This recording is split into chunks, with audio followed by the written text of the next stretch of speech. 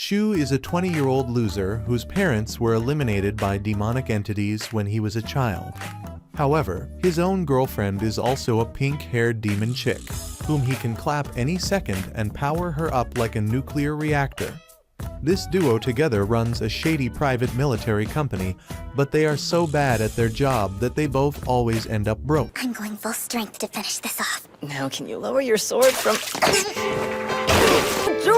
Sorry, gonna buy my... One afternoon in the bustling Bayron city, a demon hazard named Kisara is on her way to Shu's apartment, which also doubles up as her office. She realizes that Shu has locked the door to the apartment and thus uses her magical abilities to sneak in through the wall. She is determined to cook him a meal, but soon discovers that the electricity has been cut off because Shu hasn't paid the bill for well over 3 months now. Despite this setback, Kisara decides to make dinner by candlelight. Meanwhile, Shu goes to a restaurant and meets one of his ex-girlfriend, Ayano, who watches him stuff his face with food like he has never eaten before. She treats him to lunch since he doesn't have any money, and then, just like any other ex-girlfriend, nags him to get a real job. But Shu, who doesn't care about anything other than eating, quickly changes the topic in order to divert her from his pathetic life. After eating, he leaves the restaurant and heads back toward his house, where he is greeted by the beautiful Kisara. She has set up a candlelight dinner for him, not out of romance, but because they both are so broke that they can't afford to pay the electricity bill yet. Initially, Shu tries to wriggle his way out of eating dinner because he is still full from the heavy lunch that Ayano paid for. He makes up a lie and tells Kisara that he has been eating out recently due to his work. This makes Kisara incredibly frustrated, and she begins to emotionally blackmail Shu, saying that she made the dinner despite not being fully well for the past 3 days. Upon hearing this, Shu finally agrees to eat, and they both sit down at the table. Thankfully, right then, the bell rings and Shu uses this opportunity to excuse himself from the spot. He goes to the door and finds that a deliveryman is there with a huge parcel that he had shopped for earlier that week. However, since he doesn't have the money to pay for it, Kisara has to come to the rescue and foot the bill. Later, she reminds Shu that she only had 1 month's worth of money left with her, but after paying for the package, that too is gone. Kisara dramatically tells him that there is now no choice for them but to drink poison and end their lives. In fact, she even takes a selfie with Shu and a poison bottle and uploads it to her Instagram account. But she has only one follower, Shu, who tells her not to be so theatrical and promises that he will pay her back. The next day, Shu logs into a program and gets transported to a meeting attended by several other individuals who own private military companies just like him. They are all gathered here to bid on their next case, which will involve getting rid of a demon hazard. An auctioneer shows the group surveillance footage of a Class C demon and asks them to bid on it, and reminds them that the company willing to take the job for the lowest price gets the assignment.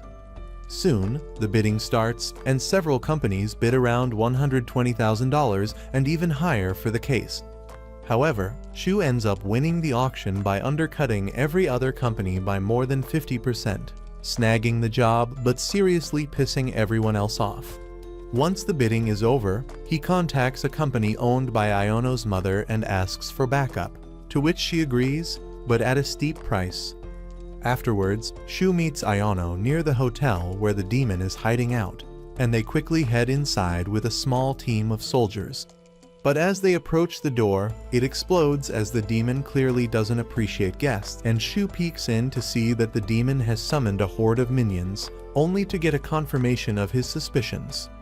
They rush inside and begin fighting the minions first. Once the minions are cleared out, Shu tells Ayano to provide cover while he sneaks around to get a shot at the boss demon.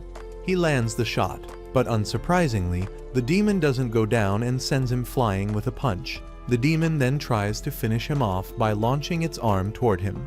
But right then, Kisara swoops in and slices the arm clean off like a swift, demonic surgeon and saves Shu's backside once again. As the battle rages on, the demon summons more minions. She charges at the boss demon with her sword, but the latter blasts her away quite easily. She falls near Shu and tells him she hasn't worked in the past 3 months and is completely out of power. Apparently, according to their contract, which was probably created by some incel, Kisara's full powers can only be activated by a kiss. Shu kisses her, and just like that, she transforms into her overpowered demon form. On the other hand, the boss demon summons even more minions, but this time, Kisara has absolutely no trouble wiping them out one after the other. She, as well as Ayano, continues to fight all the enemies around them, and while all this chaos is going on, they accidentally back up into one another. Suddenly, Kisara catches the same scent that she had got from Shu the previous day while having dinner. She immediately realizes that Shu had lied to her and he was with Ayano. Shu then passes a sarcastic comment saying that there are loads of cats around who want to lick milk that doesn't belong to them. Enraged, Kisara begins to slice through the minions, and after finishing them all, she and Ayano come face to face again. The two women have absolutely no love lost between them, and after a bit of bickering, they begin to throw hands at each other. Kisara tries to slash Ayano, who dodges and retaliates by shooting, but Kisara dodges the bullet effortlessly. A fierce battle breaks out between them, forcing Shu to jump in and stop these two from tearing each other apart. This only makes Kisara more upset, thinking Shu prefers Ayano's larger assets over her cute ones. She starts attacking Shu out of jealousy, swinging at him repeatedly while he keeps dodging like his life depends on it. To calm her down, Shu gives Kisara his apartment key, which works like magic and makes the gold digger happy. With her mood restored, she turns her attention back to the demon and charges in, eliminating every minion in her path. Together with Ayano, who lands the first sword slash, and Shu, who finishes the demon off with his gun, they finally defeat the threat. However, just as everything looks to be under control, the whole building starts to shake. Shu tells everyone that they should immediately get out of the spot, as this whole place will soon come crumbling down. So, everyone runs out to relative safety, while Kisara cuts the large pieces of the falling debris into smaller ones so that the damage done is minimal. Below, Ayano watches her in action and thinks that even a sea-level demon didn't stand a chance against Kisara, as she herself is an A-level demon. Early next morning, Shu wakes up to have his breakfast and notices that it is the same basic, boring food as always that Kisara has cooked for him. He shakes his head in disappointment, then looks over to find Kisara working on a laptop and asks her what she's doing. She replies that she is trying to manage their finances by starting an OnlyFans page, as thanks to his stupidity, they've lost all of the money they earned because of collateral damage, making them completely broke once again. Shortly afterward, Kisara moves out of the house to find a part-time job so that she can sustain herself and Shu's life. At the train station, she meets up with a bunch of her friends who make fun of Shu for not earning any money. But she tells them that he is her photographer and will help her grow famous on social media. Suddenly, a blonde man named Mikhail walks up to them with extreme arrogance, as he's the president of the student council and also the son of the mayor. He also seems to be a massive simp for Kisara and invites her to the mayor's party in the town hall that evening. But Kisara leaves without saying another word. Shu, on the other hand, goes off to find Ayano at the gym, where she's working out. He keeps pestering her, asking her to give him a job or talk to someone at the company since her mother is the president of such a large private military company. But Ayano tells him that his style of demon slaying is way too destructive and always gives the company a bad name, as he ends up causing extreme damage. He begs her to give him a chance, promising not to stalk her anymore, and she finally ends up trying to call her mom to find a job for him because she still has some feelings left. However, as soon as she picks up her phone, she notices an Instagram post by Kisara in which she's posing with Shu in his apartment. This enrages Ayano so much that she changes her mind on the spot, and she tells him to piss off. That evening, at the office of AOA Defender and Company, the secretary of the mayor comes up to Ayano's mom and tells her that they suspect there might be an assassination attempt on the mayor, and it could be from a demon. So, they want a team from her company on standby in case anything happens. She initially seems reluctant to take the job, but agrees when she remembers Shu, who is in dire need of money. Thus, she eventually agrees and sends Shu and Kisara alongside Ayano and her team to deal with the situation.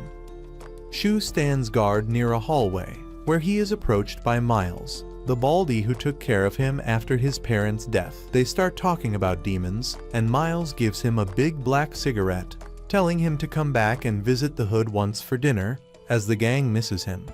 But Shu wants nothing but cancer and asks him for more cigarettes.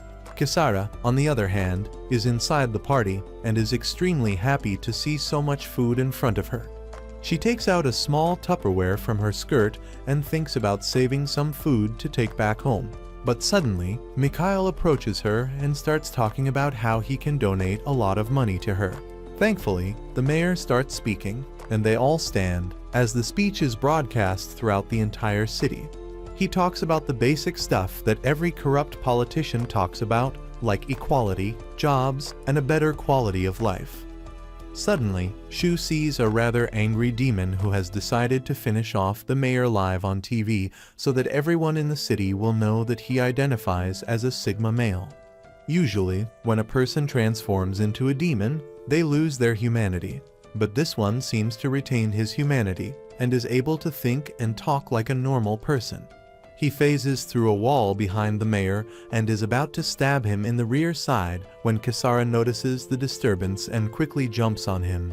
The demon is shocked at her surprising speed as she pulls him behind and throws him against a pillar, where he is attacked by Ayano and her team. She tells her team to seal the venue as the demon tries to run away, and she starts running after him. Her dress gets caught, so she shoots her dress in half like a total girl boss and proceeds to run after him with a speed boost. While the demon phases through walls, Kisara phases through the wall as well and appears before him. But the demon dodges her attack and blocks the bullets that were shot at him before phasing through the floor. Fortunately, Ayano is already present on the floor below and shoots him in the head twice. The demon falls down but gets up again and phases through the wall before emerging behind her for an attack, only to be stopped by Kisara, who kicks him away. Ayano runs and points a gun at him, but the demon starts talking again, telling her that they need to show the city how the mayor is actually a degenerate old swine. This makes Ayano stop, realizing that this one still retains his humanity. Taking advantage of the momentary distraction, the demon quickly phases down again, and Kisara gets mad at Ayano for letting him escape. Shu, the useless loser, finally hears the commotion and swings through a window to attack the demon in one of the server rooms, where Kisara arrives shortly. He and Kisara corner the demon and are about to eliminate him when Shu gets a call from Ayano's mom. She tells Shu that the demon still possesses a human brain and is to be captured alive at all costs. This is a big problem, as none of them have the weapons required to capture a demon, and they've never done it before. They only know how to eliminate them. Kisara says she might try to hit the demon with the back of her sword, but that is still dangerous, so Shu goes online and starts looking at lethal weapons on Amazon. But Kisara stops him, telling him that the equipment costs just as much as they're going to earn from this job. They're bickering amongst themselves when the demon finds an opening and jumps down the building. Shu and Kisara both look out of the window, while Kisara tells Shu that if he buys the gadget, he'll have to eat only air for the next month. He, however, looks at her and orders the equipment, telling her that he'll take more saucy pictures of her for Instagram. Amazon comes in clutch by sending the super fast delivery, and as soon as the demon reaches the ground, a truck pulls in and hits the demon, knocking him out. Shu descends down, and a strong, independent woman comes out of the truck and gives him the weapon to capture the demon that he doesn't even need now. The demon is put on a stretcher and taken to the hospital, while both Kisara and Shu return home. A few days later, Shu has a nightmare where he sees his younger sister, Kana, running away, scared of someone. She's searching for her mom, dad, and brother, but suddenly, a sword pierces her stomach. Because of this, something strange like a curse starts entering her body. But right at that moment, Shu wakes up. Like every horrible young son staying away in a big city, he misses his mom, dad, and his sister. He then grabs a family photo from nearby and notices that Kisara has taped her photo in the frame as well. Shu rubs it and tries to take Kisara's picture out. Meanwhile, in some discreet laboratory, a man is running with a box-like structure while being chased by police officers with guns. The police receive an order from their headquarters to retrieve the core at any cost. Following this, they shoot the man, causing him to fall and drop the box on the floor. At the same time, the man receives a phone call in which a voice says that he had warned the man that no human could complete this mission. The voice adds that he has made 3 plans based on the man's soul budget: B class, C class, and D class. Just as the police surround the man, he screams at his phone and says that he wants the most powerful one, after which the phone starts glowing. Elsewhere, Kisara and Shu are having dinner in their apartment under candlelight as usual. Kisara checks her phone and says that the entire city is suffering from a power outage. Shu responds with bewilderment and asks if the whole city has become poor like them. Kisara mentions that even the trains have stopped and wonders if she'll be able to go to school tomorrow. Just then, a letter arrives at Shu's door, which he picks up and promptly reads. He then tells Kisara that he doesn't think she will have the time to go to school anymore. The next day, an important meeting is being held in the mayor's office between the mayor and 2 government officials. They are discussing a deceased worker who once worked in one of the power plants in Bayron City. One of the officials suggests that the worker might have been a spy from another country, and the other suggests that he was likely after refined orgonium technology. The first official agrees and explains that Bayron City was built for mining and orgonium, which is a next-generation energy source. She adds that the state-of-the-art algorithm-related technology that built this city is a highly important secret, and many countries are obsessed with this technology. She points out that over the past 5 years, 30 spies have infiltrated the city, one of whom caused chaos and created a demon hazard.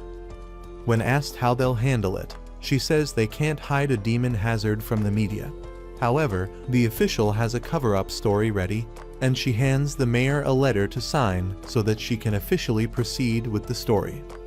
While this is happening, Ayano and Shu meet in a park where Ayano asks why Shu called her there. The latter explains that there's no electricity where he lives, and it's tough in the old town. Ayano tells him to stop waffling about and get to the point, as she left work to meet him. Shu awkwardly asks if she works in such clothes, referring to the drop shoulder and rather short skirt she is wearing.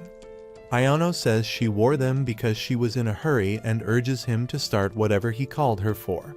Then, Shu shows her a photo of a top-secret B-class giant caterpillar-like monster and says that although the monster is huge, he and Kisara can handle it easily. Ayano asks if he's planning to kill the monster, to which Shu assures that he won't let her down. However, just like any ex-girlfriend, Ayano starts reminding him of past disappointments. Shu went to a dating party right before their date. He didn't show up for her birthday. He quit the company without telling her, and made a demon girl his partner. Although Shu has no recollection of all these events, he is shocked and apologizes for hurting her. Unbeknownst to them, Kisara overhears this conversation while hiding near a waterfall. Later, Shu and other hunters gather at an auction where the bidding process for the B-rank caterpillar demon is taking place. The chief bids 200,000, but some hunters argue it's a B-rank monster worth at least 500,000. Once again, Shu, who had been sitting quietly until now, undercuts every single company by a large margin, which pisses them off so much that they start planning to beat him up. Meanwhile, Miles and his partner Tetsuya are checking Shu's and Kisara's profiles and discussing them.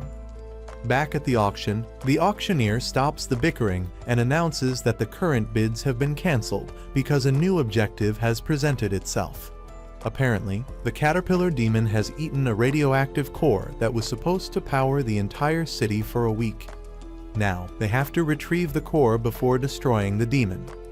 Shu persists and tells them that it doesn't matter as he still wants to do the job for the same money, even after the new condition, surprising everyone, as someone needs to be completely broke in order to take a job like this. Later that day, they arrive at the location, and Ayano goes with her team to try to capture the demon safely. But before they can do anything, the caterpillar demon changes into a massive demon moth. The demon destroys all of the flying drones before targeting the ground units, taking them out one by one. Ayano starts running away in her car, but is attacked again, while Shu watches all of this like a loser from a distance. Finally, Kisara arrives behind him, and he immediately kisses her, giving her the power she needs. By that time, the demon has targeted Ayano, and just before a giant boulder could fall on her, Kisara arrives and slashes the boulder into pieces. She then flies toward the demon, dodging its attacks, and stabs it in the backside, forcing the demon to back off. The ugly moth shoots energy rays at her, which she dodges effortlessly, then attacks again and again before stabbing and slashing at the demon's body, weakening its outer armored shell. Shu takes advantage of this and pulls out his sniper rifle, shooting the demon straight in its exposed part. The impact pushes the demon back. As a last-ditch effort to save itself, the demon tries to shoot a massive energy ray, but Shu loads another bullet and fires at the exact same point, finishing it off instantly. At a safe distance away, Miles and Tetsuya, who have been watching the entire fight, note that the police had to rely on Shu in the end. Meanwhile, Kisara is taking something from the monster's carcass when Ayano approaches and asks if she needs to say thank you. Kisara says that she can say it if she wants to, but right then she starts recalling Ayano's memories from Shu's mind. These memories include their dating day, which makes Kisara feel sad, and she apologizes to Ayano. The very next day, Ayano is called to the shipyard due to a fight between two opposing mafia groups. One of them had apparently made a contract and turned into a demon, ruthlessly slaughtering members of the enemy gang. She walks into an empty shed and finds a bunch of gang members massacred on the ground, while several others are severely wounded. As she walks ahead, she suddenly notices the shiny reflection of a gun barrel before the demon hazard opens fire. She quickly takes cover and orders one of the agents to try shooting the beast with a sniper rifle, while another fires a rocket launcher to bombard the demon, taking it down like a B-grade action hero. Later, Miles tells them they were lucky to survive, as the demon wasn't a high-ranking one and was unalived relatively easily. Once the dust settles down, Ayano looks around and sees a young man being carried into an ambulance, while his girlfriend cries from the crowd, begging to stay by his side. Meanwhile, Shu is sitting with Kisara, enjoying a candlelight dinner since his apartment has no electricity. The next day, when they're about to go out, Shu tells Kisara that they'll be having a luxurious dinner to celebrate their first paycheck hitting their bank account. However, right at that moment, a car suddenly pulls up in front of their house, and Mikhail, aka the beta simp, steps out. He's there to meet Kisara and try to win her over with his money and fancy lifestyle. But Kisara, being the best girl and not like your ex-girlfriend, stays loyal and tells Mikhail to back off. The latter gets mad and starts getting confrontational with Shu, who barely reacts. Suddenly, Kisara notices Ayano driving by with a man dressed in black. Curious and a little jealous, she decides to stalk them like a total creep and starts following them around without their knowledge. She tails them to a park, where she sees them having a serious conversation. Kisara sees an opportunity and snaps a few photos, then posts the pictures to Instagram. Shu gets a notification about this, and upon seeing the photos, he immediately rushes to the park, apologizing to both Ayano and the man for Kisara's behavior. The man introduces himself as Tetsuya, a special investigator from the Anti-Demon Bureau. He explains that he's working on a case involving the recent mafia activity that Ayano is tangled in. He also tells Shu that he's investigating the demon who murdered Shu's family, something Shu had personally requested him to look into.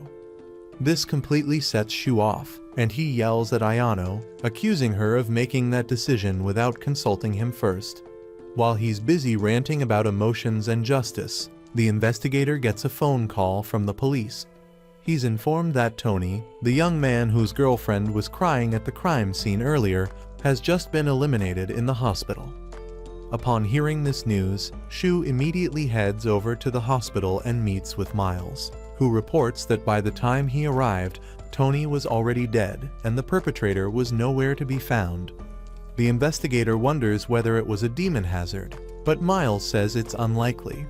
Miles tells them that the weapon used in the crime was just a plain knife marked with the enemy gang's logo. Later that evening, Shu waits outside Ayano's hotel, and when she answers his call, he apologizes for the scene at the park. But Ayano shuts him down, telling him to just go home. Shu insists they should work together, but she tells him off harshly, saying he never considers how his actions affect others.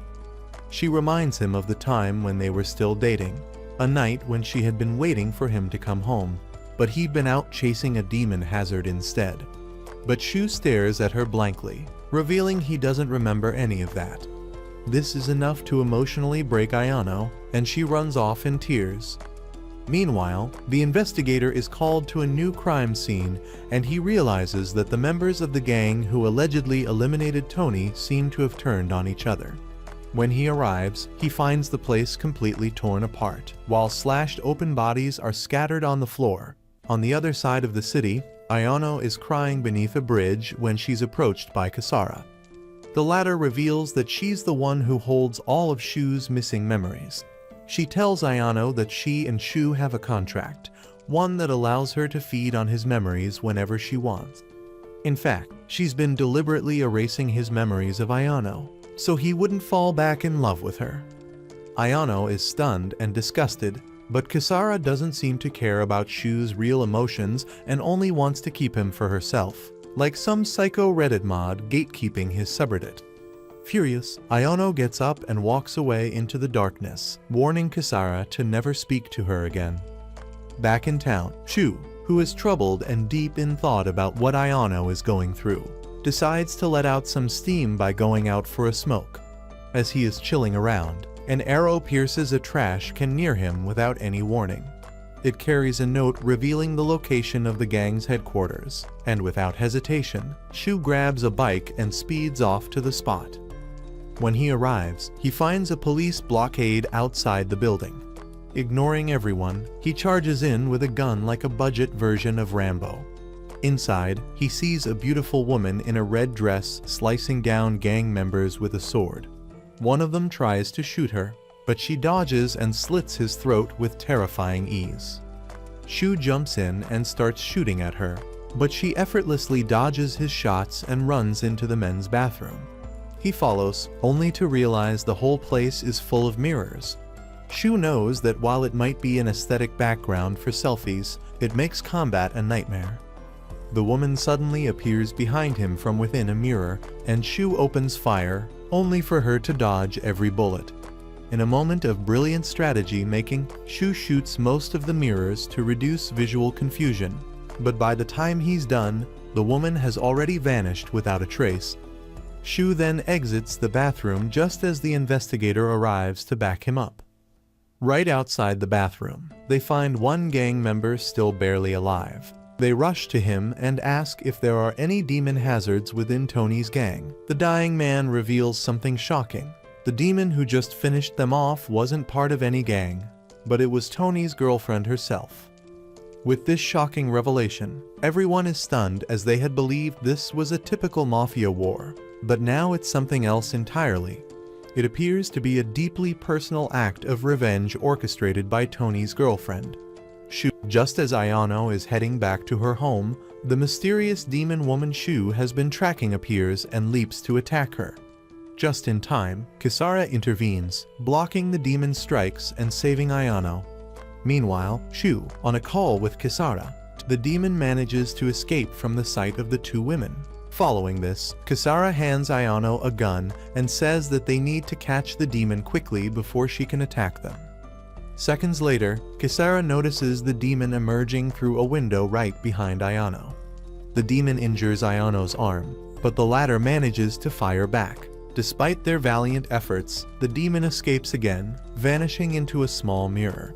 Kisara follows her into the mirror to catch her, but instead she ends up getting stuck inside like it is some Step Bro movie. Soon afterwards, Shu himself rushes to the scene alongside police officers, but when he arrives, he only finds a wounded Ayano and a stuck Kisara calling out for his help in agony. Later that night, Shu and Detective Tatsuya have a chat inside a local diner. The detective mentions that Ayano has been given security by the anti-demon organization and is now in a safe shelter.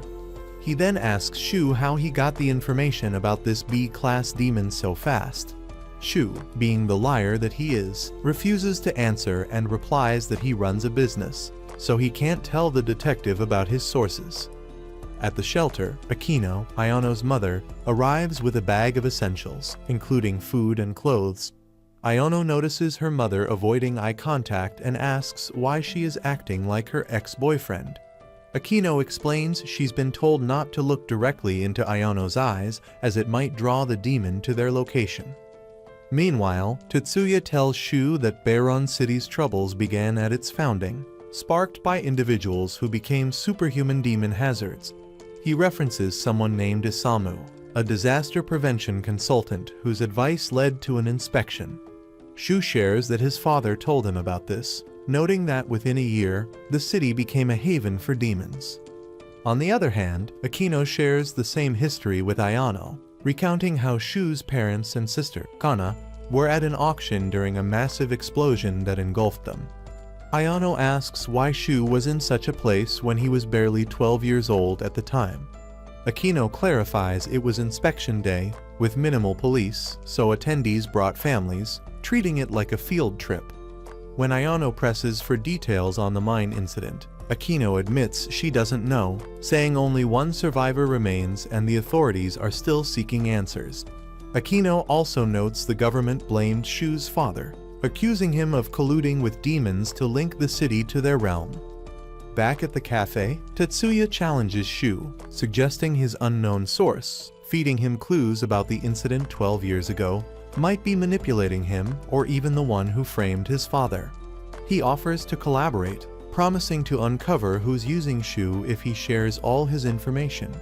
He then once again urges Shu not to trust a faceless informant.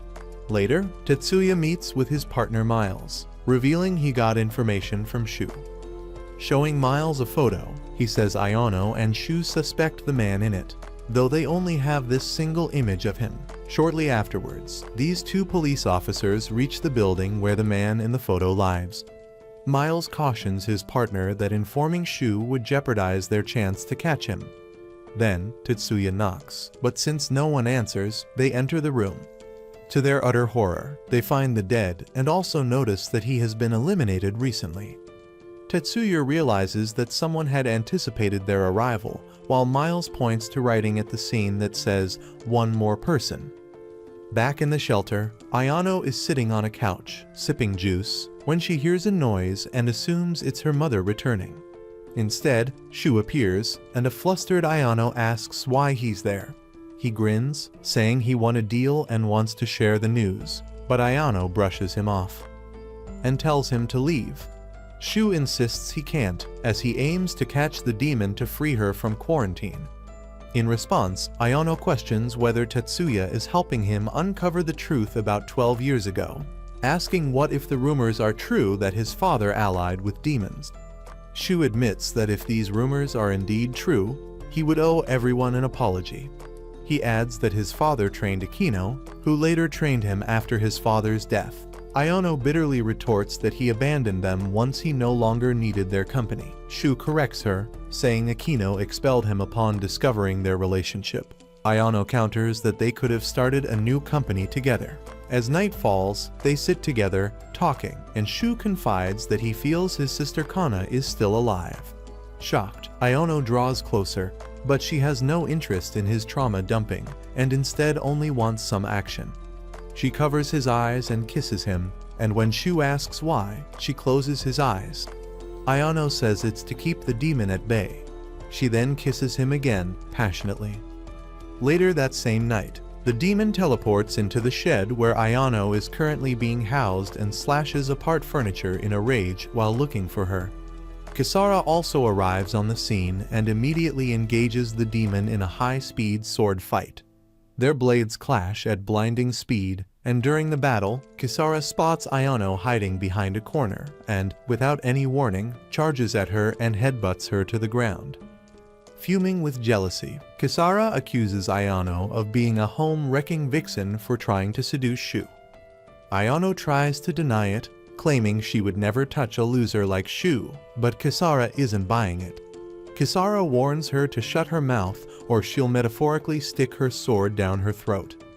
Meanwhile, the demon shatters all the glass in the shed. Shu suddenly feels a sword pressed to his back, but realizes it's just Kisara again. She's furious and demands he give her all his energy so she can finally end this. She then violently kisses him, feeding off his energy and memories as part of their contract. Shu collapses afterward as his memories of the night are wiped clean. Meanwhile, with renewed power, Kisara charges at the demon, unleashing a flurry of attacks. The demon blocks most of them and then disappears into the ground, reappearing to strike Kisara from behind. Just as the demon is about to deliver the finishing blow, Shu leaps in and elbows her away. He tries to follow up with a punch, but the demon retreats, attempting to phase through the wall to escape. Thinking fast, Shu hurls an anti-demon projectile at her, and it lands squarely in her chest, halting her mid-teleport. Kisara seizes the moment, dashing forward and stabbing the demon in the exact same spot and finishing her off once and for all. A few weeks later, it is revealed that Kisara has been missing for several days, having run away from Shu after their last battle. Since then, she hasn't returned home, nor has she made any attempt to contact him. Growing more and more concerned about her well-being, Shu makes several efforts to reach her, but receives no response. Frustrated and desperate for answers, he turns his attention toward another mystery: the informant who has been providing him with highly classified intelligence. Shu meticulously plans an ambush, hoping to confront the informant directly. That afternoon, he travels to a train station and sits on a nearby bench, watching intently. Eventually, the informant arrives and, without revealing his identity, instructs Shu to retrieve a tablet from inside a garbage can. He complies, and as he powers it on, a video begins to play which shows a blonde girl ruthlessly fighting against police officers and demon hunting companies, displaying strength and skills that immediately catch Shu's attention. Before he can ask any further questions, the informant tries to flee. Shu gives chase, but despite his best efforts, the informant manages to evade capture once again. Later that day, Shu attends another demon auction meeting, where the topic of this mysterious blonde woman comes up again. Meanwhile, Ayano is having a serious conversation with her mother, Akino. In a surprising revelation, Akino tells her that she is a part of a powerful organization based in Europe that has been eradicating demons for over 1,000 years. She also reveals that she was the one who personally recruited Shu into the organization.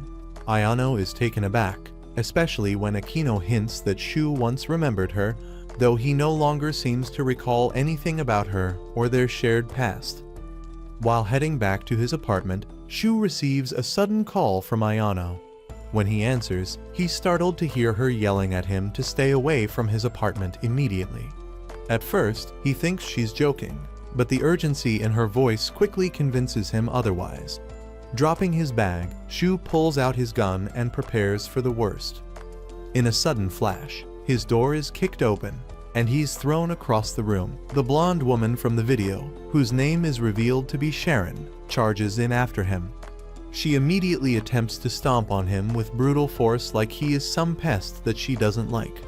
Shu tries to reach for his weapon, but she swiftly blocks his arm with her foot and launches a ferocious attack, and another powerful blow that sends him flying. Before he can recover, Sharon leaps on top of him and begins punching him repeatedly in the face, completely overwhelming him. Just as things look grim, Kisara suddenly appears and strikes at Sharon with her sword from behind. However, Sharon reacts quickly, dodging the attack and leaping away from the strike with incredible agility. As the two women face off for their catfight, it becomes clear that Kisara knows Sharon and is visibly shaken by her presence. Despite her usual confidence, Kisara seems wary and possibly even afraid of the powerful and mysterious entity now standing before her. Following this, Sharon calls Kisara the most powerful demon slayer and demands that the latter hand over her sword. Sharon also smugly reminds Kisara that they have met before and she had actually beaten Kisara. In response, Kisara says that the last time they met, both Sharon and Shu were fighting together. In a flashback scene from 3 years ago, Sharon and Shu were engaged in a deadly battle against Kisara. Just as Kisara leaves Shu's throat, Sharon stabs her with a sword right through the stomach. An enraged Shu questions what she is doing, but before Sharon can say anything, Kisara renews her attack on them. However, eventually, Sharon manages to land a thunderous kick on Kisara and imprison her in a magical cast. Back in the present time, the two women are face to face as the tension keeps on rising. Suddenly, they lunge at each other and engage in a fierce fight in which both are equally matched in power. However, their battle is interrupted by Ayano, who arrives at the spot with backup support, and Sharon uses this opportunity to flee. Following this, Kisara immediately runs to Shu, who is knocked unconscious. She leans in to kiss him, but Ayano pulls her hair from behind and tells her to control herself. A few hours later, Shu has been admitted to the hospital and remains unconscious following the intense battle. Both Kisara and Ayano stay by his side, worried and waiting for him to wake up. However, Kisara suddenly receives a text notification on her phone and quietly slips away, leaving Ayano to look after Shu. She follows the message's coordinates to an abandoned building and, upon arrival, checks the contents of the text. Just then, her phone rings, and it is none other than the blonde vixen Sharon. On the call, Sharon taunts Kisara, telling her that she is a loser who has no one of her own in this world. Realizing this is a setup, Kisara summons her sword and prepares for battle. Before she can locate Sharon's exact position, she is shot from above, which debilitates her temporarily. Wounded, Kisara scrambles for cover, dodging another round of bullets. Peeking from her hiding spot, she spots Sharon, who is now equipped in a high-grade specialized mecha suit and is hunting her down with cold precision. Sharon opens fire again, but Kisara manages to block most of the bullets with her sword and rushes forward, trying to land an attack. However, Sharon's armor deflects her blow, and moments later, a demonic, slime-like substance emerges from the suit and attacks Kisara. She tries cutting through the projections, but one of them pierces her leg. Kisara staggers away, but to her utter horror, she realizes that her wound isn't healing like other times. Sharon, who starts getting arrogant like she has just conquered the world, explains that high-level demons like Kisara are immune to ordinary human-made weapons, but they are vulnerable to demonic attacks, like the ones Sharon is currently using. As Kisara attempts to retreat, Sharon blocks her path using more demonic projections. Kisara raises her sword for another strike, but Sharon is faster than her. She drives one of her weapons straight into Kisara's torso, bringing her to the ground. Sharon then approaches her, like the villain from a sci-fi movie, ready to finish her off. Right at this moment, without any warning, a sudden flashbang grenade goes off. Shu, having regained just enough strength, comes in like a Chad and drags Kisara behind a pillar. Despite being weak, he kisses her, which transfers all his energy into her. The boost revitalizes Kisara, and as Shu collapses from exhaustion, she begins to glow with renewed power. Finally, after a lengthy battle, her wounds begin to heal rapidly. Sharon fires at her again, but this time, Kisara dodges every bullet with ease. She charges forward, slicing through one of Sharon's robotic arms. Sharon tries to strike at Shu in desperation, but Kisara intercepts her mid-attack and unleashes a fierce series of aerial strikes. Eventually, Sharon's armor begins to fall apart, as if they were made of cardboard. Finally, Kisara thrusts her sword deep into Sharon's mecha suit, completely destroying it and knocking her unconscious. With Sharon defeated, Kisara picks up Shu and carries him to safety. After a while, Shu comes back to his senses and he sits down to have a chat with Kisara. He asks why she went so unnecessarily hard on a human like Sharon. But Kisara tells him that Sharon isn't any ordinary human. She is one of the powerful members of a group called Celestial Abbey. Upon hearing this, Shu questions why a member of such a powerful group would come to Bayron City at this time. Kisara, like a child who has done something wrong but wants to hide it, immediately switches up the topic and says that the two of them should go and have dinner at home. As there is nothing Shu likes more than food, he agrees to the proposal, and the duo heads home. Seconds later, Ayano arrives at the spot with 2 cups of coffee, only to realize that the pink-haired Kisara has stolen her man. A few days later, in Shu's house, Detective Tetsuya and Miles have a conversation with Shu about the recent events. Tetsuya explains why a powerful human like Sharon, who is related to the Celestine Abbey, came to Bayron City and what her true intentions are. He also discusses the recent murder case of a detective, suggesting that the detective might have been a mediator who facilitated contracts between demons and humans. Miles says that this could explain why someone killed the detective before they could reach him.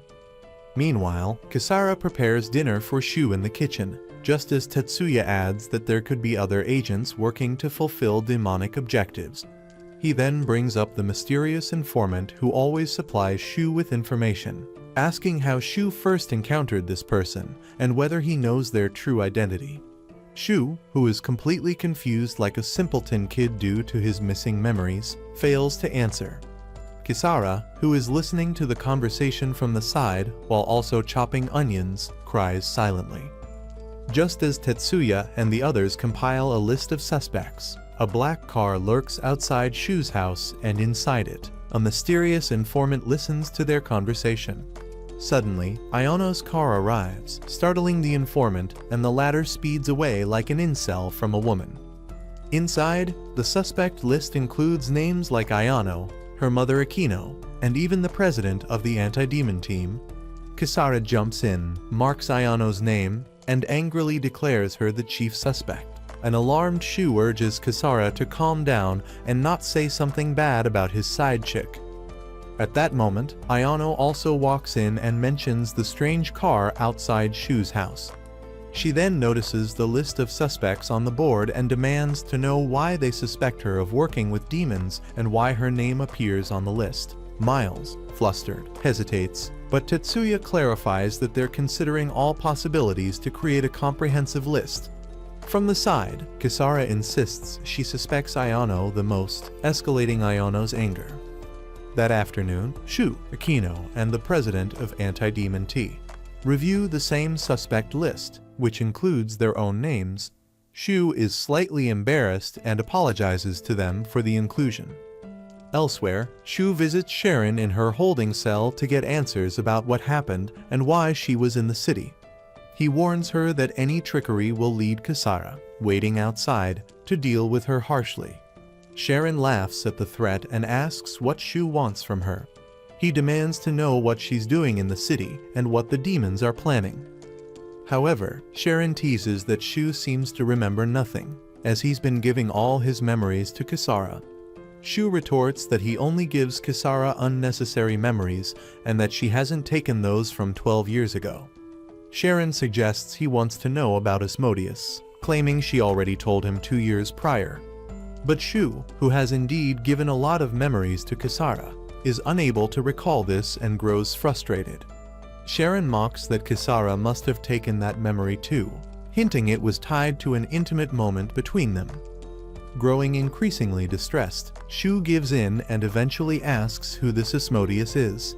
In response, Sharon explains that Shu's focus on his family and Kisara blinds him to other concerns, warning that continuing this way will prevent him from living peacefully with Kisara. And enraged, insists he didn't ask about such things. But Sharon laughs again and says that the agent Shu is chasing right now is nothing more than the puppet of Asmodeus. She describes the agent as someone who controls demon hazards in the city and hides these activities from humans. Thus, Shu declares that he intends to find this person and even asks if Sharon has any leads. Sharon then whispers a cryptic hint to Shu about this mysterious mole in the agency. Later, Tetsuya and Miles sit in a room, with Tetsuya visibly troubled, pondering who the true suspect might be. After a few moments, Miles bids him farewell and leaves the office. Tetsuya, on the other hand, dives deeper into research, and something on his computer shocks him. He rushes out, determined to act, while nearby in the shadows, the informant who was outside Shu's home earlier watches on. Tetsuya then gets into his car and tries calling Shu, but the call doesn't connect. He drives toward Shu's location and finally gets through with the call. He tells Shu he needs to meet him urgently, but a gunshot rings out, startling Shu. Alarmed, Shu rushes to the location with Kisara by his side. But when they arrive, they find Tetsuya's lifeless body slumped in his car. Shu gives an overdramatic and overused movie montage of falling to his knees in despair. Suddenly, they notice a shadowy figure sprinting through the parking lot, and immediately, Shu as well as Kisara give chase. As they get closer, Shu realizes the person is the same informant who had been feeding him intel. Believing this man to be Tetsuya's slayer, Shu and Kisara manage to capture him after a brief pursuit. To their utter shock, the man introduces himself as the blonde beta simp Mikhail. Shu threatens to expose him unless he confesses, but Mikhail insists he isn't the one who eliminated Tetsuya, and to prove his innocence, he takes them to a hidden surveillance facility. Inside, Shu and Kisara are stunned to see a high-tech operation where dozens of people monitor live feeds from CCTV cameras placed all over the city. Like a closeted pervert, Mikhail reveals that he has access to nearly all security footage in Beiran City, which is how he always stays a step ahead. They pull up the surveillance footage from the time of Tetsuya's murder, but the recording only shows the back of a hooded figure pulling the trigger and walking away. Disappointed and frustrated by the lack of information, Shu is no closer to finding the perpetrator. The next day, Shu attends Tetsuya's funeral, and after the service, he is offered a ride home by Miles. During the car ride, Shu glances at Miles's arm and notices a tattoo that sparks a grim realization. Without showing alarm, Shu remains calm and quietly asks Miles why he eliminated Tetsuya. Miles confesses to Shu that Tetsuya discovered the truth, as he had figured out that the only person besides Shu who had first-hand access to sensitive demon-related information was none other than Miles himself. Realizing that his cover was blown, Miles was left with no choice but to eliminate Tetsuya, his own partner. He takes Shu to an isolated park, where Shu calmly reveals that they're currently surrounded by police forces. Miles smirks, as he knows that human cops are like paper soldiers for him, and suddenly begins to transform into a demon. Everyone nearby is stunned as his monstrous form emerges. The police open fire immediately, but Miles effortlessly deflects every bullet with a powerful energy shield. Shu, caught in the emotional chaos, turns to Kisara and asks if there's any way to capture Miles alive. Kisara solemnly tells him there's not, as Miles eliminated Tetsuya, and if left unchecked, he would continue his spree. She warns Shu not to be a weak hero and to put his emotions aside for the greater good. Suddenly, Miles unleashes a chain of powerful attacks which mainly target Ayano. The assault injures her, and just as he's about to finish her off, Sharon arrives on a speeding motorcycle, slashing at him multiple times. However, the dumb woman doesn't realize that Miles, being a demon, quickly regenerates from her attacks. He swings at Sharon, but Ayano intervenes at the last second, disrupting his attack and giving Sharon a chance to retreat. Shu, realizing there's no other option, finally gives Kisara the signal to end it. He kisses her, transferring his energy, and asks her to preserve Miles's memories before delivering the final blow. Kisara, now fully powered with plot armor, charges at Miles just in time to sever the chains heading toward Sharon and Ayano. Miles kicks her back, but she recovers quickly and resumes the offensive. She dodges his attacks and manages to cut off the rest of his chains. Miles punches her hard, and though she blocks with her sword, while airborne, she regains balance and dives toward him, stabbing him in the back. Miles yanks out the blade and hurls her away, and then sets his sights on Shu before charging at him. Shu, prepared this time, lifts his gun and fires a precise shot into Miles's head, unaliving him on the spot.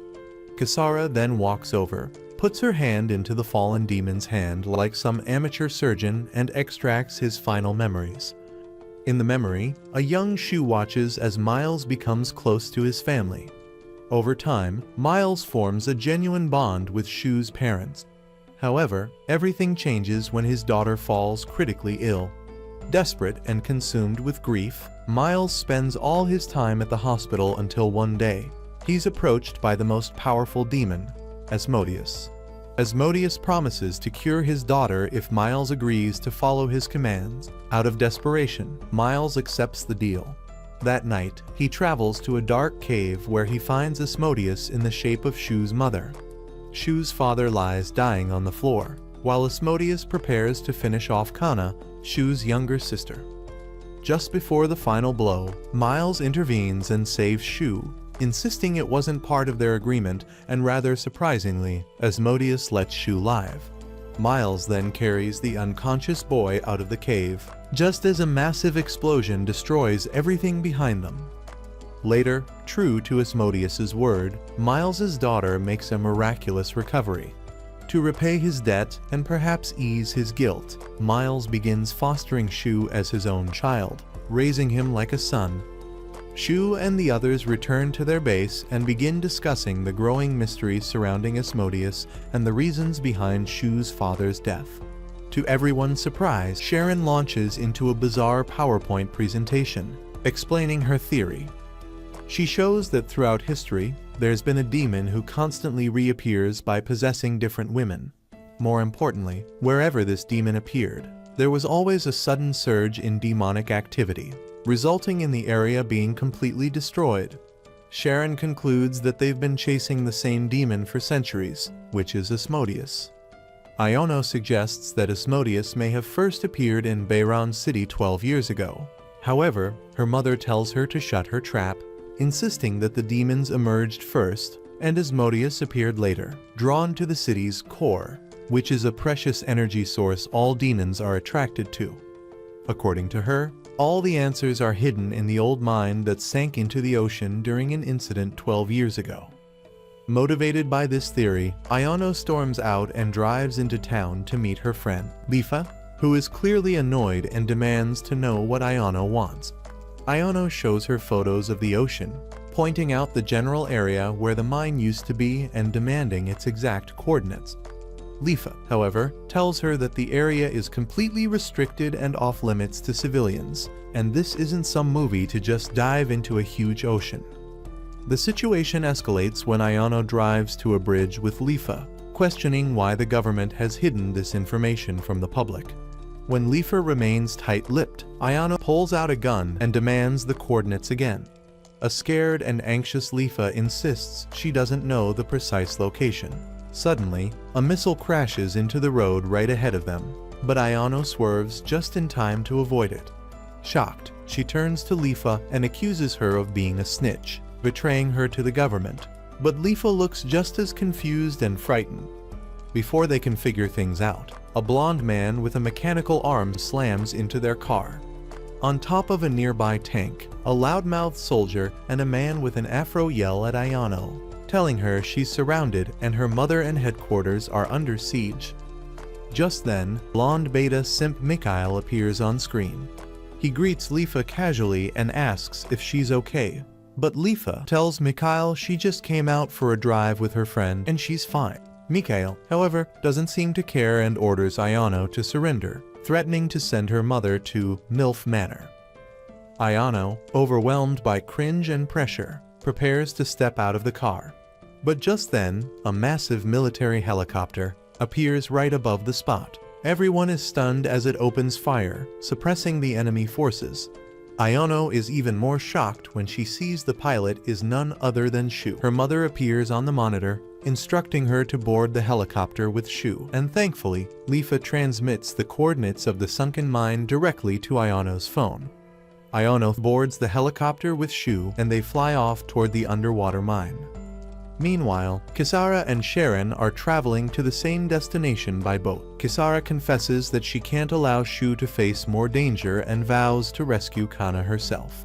Sharon asks for the flash drive and Kisara hands it over. Sharon reveals a terrifying detail. She shows how every outbreak forms a pattern as Asmodeus is trying to draw something with destruction. And now, that same pattern is almost complete, with the final point resting near the submerged mine. Sharon concludes that Asmodeus possessed Shu's mother 16 years ago. Kana was born after that possession, which means she is a half-demon. Shu, on the other hand, was born before the possession, making him fully human. Sharon explains that Asmodeus's ultimate goal is to create a society where demons and humans coexist peacefully.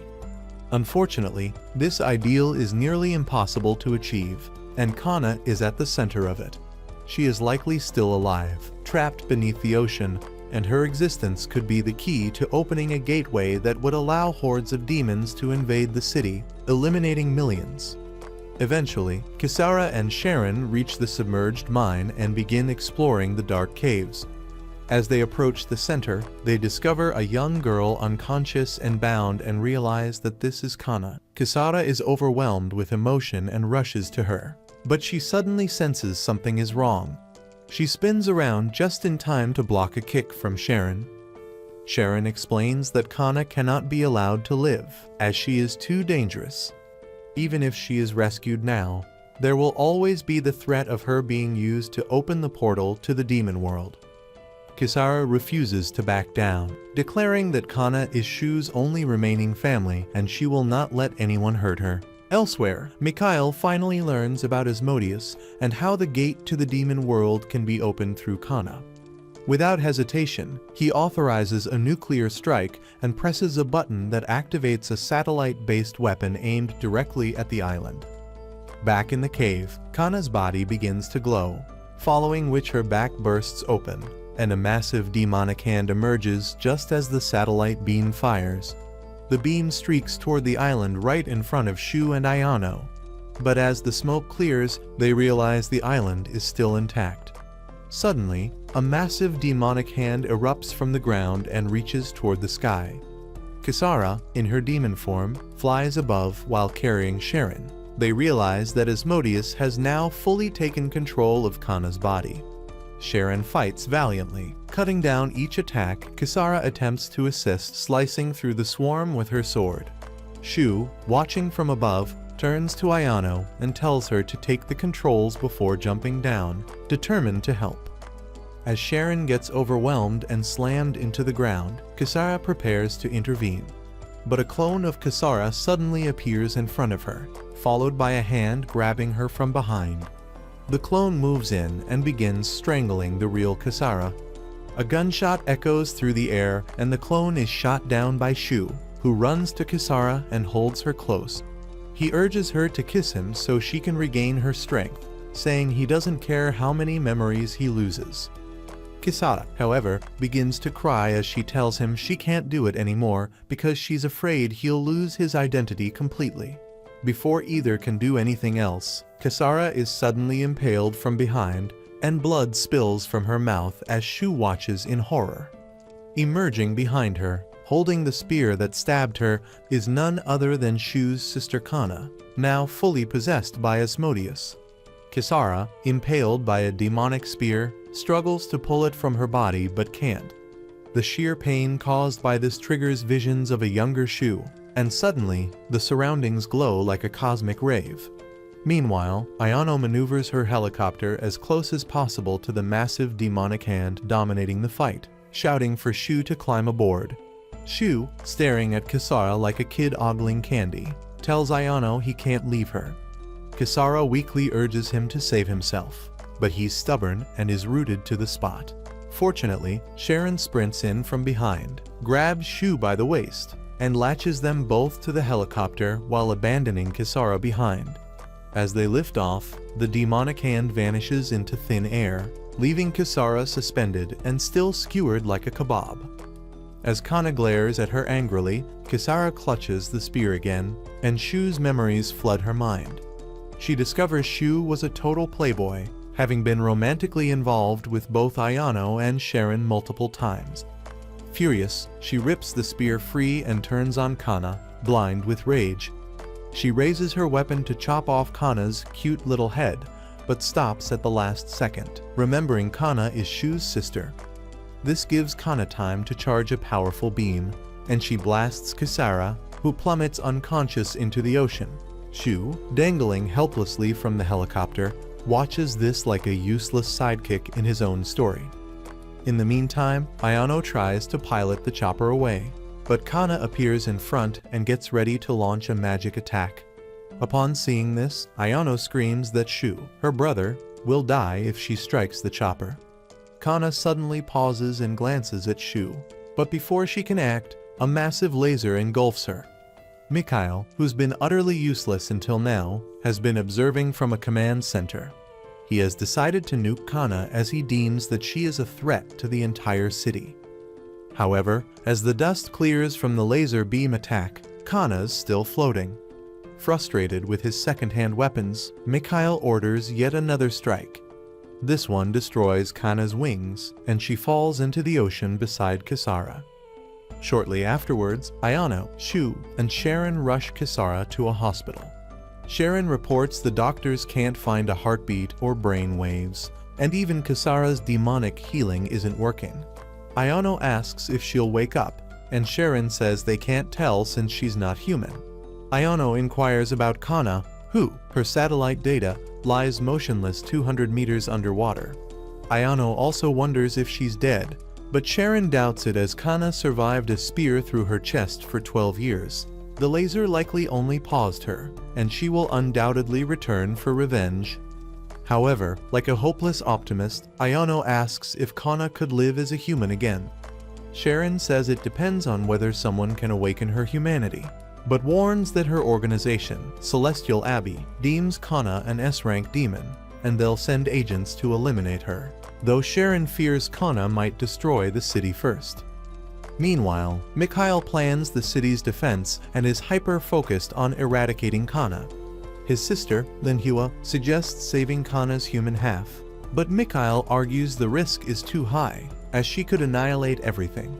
Linhua asks if the city knows, and Mikhail admits he spread fake news about an underwater volcano to prevent panic. On the other hand, Shu sits by Kisara's bedside, praying for her recovery.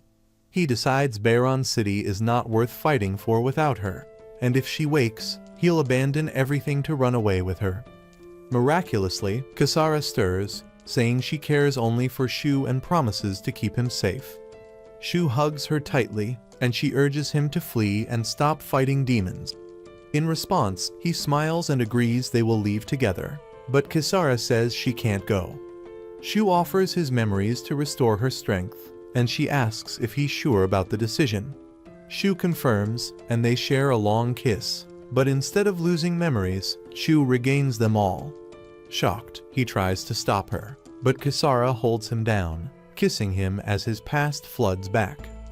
He recalls working with Ayano, his ex, and breaking up with her at a restaurant, claiming their relationship wasn't working. Ayano, who was a crying mess at the spot, thought it was because she was bad at making sandwiches. Shu, however, explained they could only handle D-rank demons together, and he needed a solo journey to grow stronger.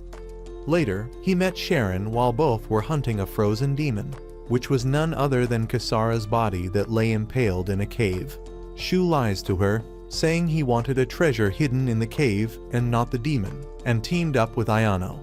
However, he then stole Kisara's body and, back at his apartment, used a magic circle and a black magic book to bind her, paying with memories for her obedience. He planned to use Kisara to kill demons and climb Bayron City's ranks. One day, he bragged to Ayano that demons trump humans and even confirmed he lived with Kisara. Jealous, Ayano warned he'd lose the real himself, but Shu smirked, claiming that he had a foolproof exit plan. Later, he gave Kisara a contract book, saying it'd simplify their hourly rituals, binding them until the contract was cancelled. Like a shady salesman, he downplayed the terms as basic stuff and set the ritual for 6 hours later. Kisara, a nerd who reads everything, spotted a missing term and found tiny text on the last page. Using demonic vision, she saw that Shu could cancel the contract alone. At the ritual, he repeated the mutual cancellation lie, expecting her to touch his head. Instead, Kisara kissed him, and as a confused Shu protested, she revealed that she had rewritten the terms. Now, kisses would activate her power, and only she could cancel the contract. Back in reality, Shu grabs Kisara, demanding answers, but it's too late. She has unilaterally canceled the contract, losing all her memories of him, their bond, everything. She's awake, but a stranger, leaving Shu with his past, but no future with her. As Kisara asks Shu who he is on the other side, Kana finally awakens from her power nap and flies above the ocean before shooting a powerful beam off in the distance. This beam ends up hitting an airport, destroying numerous airplanes. Meanwhile, Mikhail, like all incompetent leaders, finally orders the release of Ayano's mother from her jail cell, as she finally realizes that she is the only one capable of guiding her troops to defend the city properly. Back at the hospital, Shu tries to help Kisara remember who she is, but she doesn't even remember her own name. He then kisses her on the forehead, grabs her sword, and leaves the room, ready to face Kana in battle. Meanwhile, Ayano is also fully suited up and waiting near the ocean, ready to face Kana. Sharon rides up to her on her motorbike and tells Ayano she's only here to say goodbye because she is fed up with this constant violence and leaving this wretched city. Elsewhere, Shu, like a shopaholic, orders something from Amazon, and thanks to Prime, the delivery is lightning fast. He gets in the truck and starts sorting through his new gear. Meanwhile, as Kana approaches the city, Ayano's mother gives the order to open fire. The military unleashes a full-scale attack on Kana, including an assault helicopter pouring bullets at her, creating a massive smoke cloud. To their surprise, as the smoke clears, Kana appears completely unharmed. She has generated an energy field around her body that protects her from all damage. Mikhail instructs them to keep attacking as they must not allow this demon to set foot in the city. The army opens fire again, but Kana remains calm, absorbing every attack effortlessly. Ayano decides to take action and brings out the heavy artillery. She fires a massive rocket launcher at Kana, and this seems to finally have an effect. When the smoke clears, Kana's shield is gone, and she is furious. She locks eyes with Ayano and begins charging her next attack. Ayano runs and hides behind a tank, barely avoiding a barrage of powerful blasts. The army resumes fire, but Kana flies past them, relentlessly chasing Ayano. As Ayano turns and shoots back, her shots have no effect. To make matters worse, her gun jams, forcing her to confront Kana at close range. The latter begins charging her powerful beam point blank and would have annihilated Ayano, but Shu arrives just in time, snatching her away as the area is obliterated by Kana's beam. They land on a rooftop, and Shu tells Ayano that he's regained all his memories and that Kisara no longer remembers anything. Ayano asks what they're going to do now, and Shu tells her they have to fight with everything they've got and hope they can reach Kana to help her regain control. Shu explains they will lure Kana to an abandoned power plant to avoid civilian casualties. Ayano is confused and asks why Kana would do that. Suddenly, Sharon appears and says Kana will come because she hates Ayano and every other girl Shu has ever slept with. According to Sharon, Shu and Kana are connected on a spiritual level. Even while Kana was sealed beneath the ocean floor, she was forced to watch Shu's relationships. In the end, she's just a little girl, one who is jealous of the other women in Shu's life. Just then, Kana bursts through a nearby building, searching for Ayano, only to be met with a missile to the face from the military, who had arrived ahead of time. This enrages Kana, and she unleashes a horde of demonic beasts to distract the soldiers while she searches for Ayano and Sharon. Surprisingly, Shu appears in front of her on his hoverboard, shocking Kana. She raises her arm to blast him, but is unable to do it as Shu speaks gently about how he wants to stay with her as she is his only remaining family. His words cause Kana's human will to stir within her. Realizing it isn't enough, Shu snaps his fingers and apologizes for what he's about to do. Suddenly, a bunch of tentacles grab Kana. At the same time, Iono fires rocket launchers at her, and Shu draws his sword to rush in. Kana quickly breaks free and flies into the sky, summoning her magical spear. Shu follows her on his hoverboard, engaging in an intense aerial battle. They clash fiercely, exchanging attacks while Shu struggles to stay airborne. He eventually retreats, and Kana chases him, hurling magic blasts. At the last moment, Sharon strikes Kana into a wall with her tentacles, and Iono blasts her again with her rocket launcher. Still, Kana retaliates with another magical blast, but Shu blocks and deflects it with his sword. He then darts around, dodging her attacks and flying straight toward her for another clash. Kana overpowers him this time and knocks him back. As she prepares to finish him off, Iono and Sharon shoot her from behind, buying Shu precious seconds. He tries to attack again, but can't bring himself to harm his sister. Kana kicks him into the ground. As Kana charges at him again, Sharon protects Shu just in time. Kana tries to chase him, but Iono hits her with another explosive, creating another window of opportunity. Shu tries to strike again, but Kana deflects him and sends him crashing into a tree. She then charges at Iono, but is suddenly stopped by Kisara, who appears and blocks Kana's lance. Everyone is shocked as the two demons begin a brutal battle, exchanging strikes. Kana fires energy beams, blasting Kisara away. Shu catches her and tells her to stab Kana in the heart, as it's the only way to immobilize and seal her. Kisara rushes at Kana, dodging attacks while Shu provides cover fire. She lands a strike, but Kana dodges and flies upward. Before Kana can retaliate, Sharon kicks her mid-air, and the military opens fire again, blasting her downward. In a fit of rage, Kana releases 3 more demons from her body and sends them toward the city. Sharon and Iono break off to pursue the new threats while Shu and Kisara stay behind to deal with Kana. Shu kisses Kisara, unlocking her latent powers, after which she rockets toward Kana, and the two clash in an epic aerial duel. Shu tells Kisara to bring Kana within range, and as Kana draws near, Shu fires his anti-demon gun, striking her and finally sending her crashing to the ground. Kisara rushes in and stabs Kana with her sword, ending the battle. In the aftermath of this event, Kana is taken into custody and sealed in the deepest chambers of the city. Sharon returns to her base, and Shu heads to the cemetery to pay respect to his parents as well as Miles. Outside the graveyard, Kisara, who has no previous memories, waits for him. The duo heads back to his apartment, and to their surprise, Kana, in her human form, is sitting in the kitchen gulping down food like she has never eaten a morsel before. Kana, who has run away from her prison, locks eyes with Kana and gets ready for another face-off. To make things worse, Iono also arrives on the scene for a full triple threat catfight. If you made it to the end of this anime recap, comment down emotional damage. And if you like anime recaps like this, watch this video over here.